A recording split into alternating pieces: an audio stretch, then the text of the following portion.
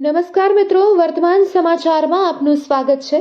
આજે આપણે વાત કરીશું કે સરકારી અનાજ જે વ્યક્તિ નથી લઈ રહ્યા તેઓના રેશન કાર્ડ બ્લોક કરી દેવામાં આવ્યા છે।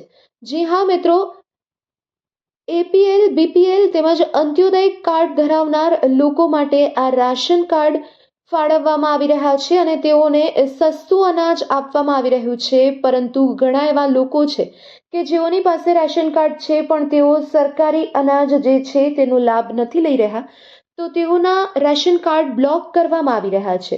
જો તમે 3 મહિનાથી સરકારી અનાજ નથી લેતા તો તમારું રેશન કાર્ડ બ્લોક થઈ શકે છે। સૌરાષ્ટ્રની જો વાત કરવામાં આવે તો સૌરાષ્ટ્રમાં 1,26,000થી વધુ રેશન કાર્ડ બ્લોક થઈ ગયા છે, જેમાં રાજકોટ અને ભાવનગર સૌથી આગળ છે। રાજકોટ અને ભાવનગરમાં વધુમાં વધુ રેશન કાર્ડ બ્લોક કરી દેવામાં આવ્યા છે, કારણ કે ત્યાંના કેટલાક એવા લોકો છે કે જેઓ છેલ્લા 3 મહિનાથી સરકારી અનાજનો લાભ નથી લઈ રહ્યા। તો આપ પણ આપનું રેશન કાર્ડ ચાલુ છે કે બ્લોક થઈ ગયું છે તે ચોક્કસથી ચેક કરી લેજો। હવે વાત કરવામાં આવે જિલ્લાવાર બ્લોક થયેલા રેશન કાર્ડની વિગતો જોઈએ તો રાજકોટમાં 23,281 રેશન કાર્ડ બ્લોક થયા છે, જેમાંથી 2,036 અંત્યોદય કાર્ડ છે।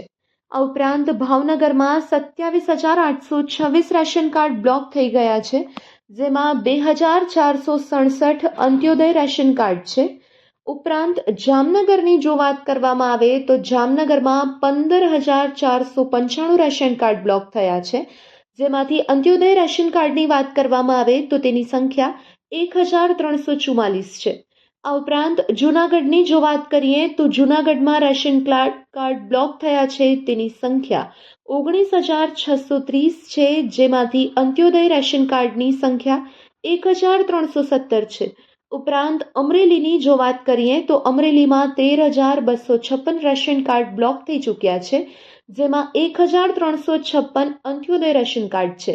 આ આંકડા જોયા આ ઉપરાંત હજુ પણ સરકાર દ્વારા કાર્યવાહી કરવામાં આવી રહી છે અને આવનાર સમયમાં હજુ પણ રેશન કાર્ડ બ્લોક થઈ શકે છે અને આ આંકડો મોટો થઈ શકે છે। આ ઉપરાંત રેશન કાર્ડ બ્લોક થવાના કારણો વિશેની જો વાત કરવામાં આવે, તમારામાંથી ઘણા લોકોને એવા પ્રશ્નો થતા હશે કે રેશન કાર્ડ બ્લોક કઈ રીતે થઈ શકે, તો એ વિશે કેટલીક માહિતી આપને આપીએ। તો તેમાં સૌથી પહેલા તો છે કે 3 મહિનાથી અનાજ ન લેવું। જો તમારા રેશન કાર્ડની અંદરથી 3 મહિનાથી વધુ સમયથી જો અનાજ નહીં લીધેલું હોય તો ચોક્કસપણે આપનું રેશન કાર્ડ બ્લોક થઈ શકે છે। આ ઉપરાંત સરકાર દ્વારા ઈ-કેવાયસી માટે કેટલીય જાહેરાત કરવામાં આવી હતી। જો આપના રેશન કાર્ડમાં ઈ-કેવાયસીની પ્રક્રિયા પૂર્ણ નહીં થઈ હોય તો પણ તમારું રેશન કાર્ડ બ્લોક થઈ શકે છે। આ ઉપરાંત 2 મહિનાની વિતરણ સાયકલમાં ફિંગર એટલે કે બાયોમેટ્રિક ન આપેલું હોય તો પણ તમારું રેશન કાર્ડ બ્લોક થઈ શકે છે। સરકાર દ્વારા જે છે તે તમામ પારદર્શક પ્રક્રિયા કરવામાં આવે તે માટે આ પગલાં ભરવામાં આવી રહ્યા છે અને 2 મહિનાની વિતરણ સાયકલમાં જો તમે બાયોમેટ્રિક ન કરાવ્યું હોય અને બાયોમેટ્રિક ન આપ્યું હોય તો પણ તમારું રેશન કાર્ડ બ્લોક થઈ શકે છે।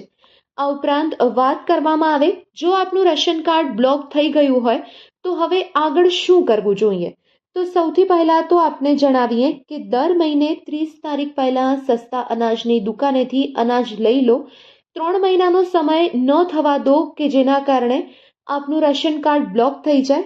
આ ઉપરાંત ઈ-કેવાયસી જો પૂર્ણ કરાવેલું ન હોય તો ઈ-કેવાયસી પૂર્ણ કરાવી લો, જેથી કરીને રેશન કાર્ડ બ્લોક ન થાય, કારણ કે આ અગાઉ પણ સરકાર દ્વારા ઈ-કેવાયસીની પ્રક્રિયા પૂર્ણ કરાવવા માટે ઘણી બધી જાહેરાતો કરાવવામાં આવી હતી, પરંતુ હજુ પણ ઘણા એવા લોકો છે કે જેઓએ ઈ-કેવાયસીની પ્રક્રિયા પૂર્ણ નથી કરાવી। તો આપના માટે ખાસ આ વિડીયો છે કે આપ ઈ-કેવાયસીની પ્રક્રિયા પૂર્ણ કરાવી લેજો કે જેથી કરીને આપનું રાશન કાર્ડ જે છે તે બ્લોક ન થાય।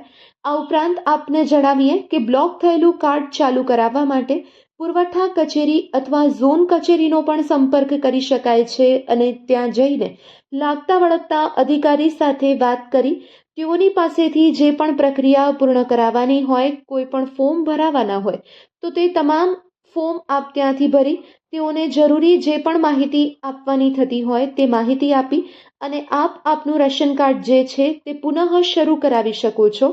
તો આ માહિતી આપને જણાવી કે રેશન કાર્ડ બ્લોક થઈ ગયું હોય તો અગાઉ કયા પ્રકારના પગલાં ભરી શકાય અને રેશન કાર્ડ કયા કયા કારણોસર બ્લોક થઈ શકે છે? જો મિત્રો આપનું પણ રેશન કાર્ડ બ્લોક થઈ ગયું હોય તો ચોક્કસથી આપ આ વિડીયો જોજો, જેનાથી આપને માહિતી મળી રહે કે રેશન કાર્ડ બ્લોક થયું છે તો આગળ આપણે કયા કયા પગલાં ભરી શકીએ, કઈ કચેરીએ જવાનું રહેશે અને ઈ-કેવાયસી કેવી રીતે પૂર્ણ કરવાની રહેશે. તો દોસ્તો, તમામ રેશન કાર્ડ ધારકોને આ વિડીયો જરૂરથી પહોંચાડજો. જો આપે અમારી ચેનલને સબસ્ક્રાઇબ ના કરી હોય તો પહેલાં અમારી ચેનલને સબસ્ક્રાઇબ કરી લેજો અને બાજુમાં રહેલ બેલ આઇકોનને દબાવજો, જેથી કરીને અમારી ચેનલમાં કોઈ પણ વિડીયો અપલોડ થાય તો તે સૌથી પહેલાં આપના સુધી પહોંચી રહે. અમે આવી જ લોક ઉપયોગી માહિતી લઈને આવતા હોઈએ છીએ અને એવા જ વિડીયો અમારી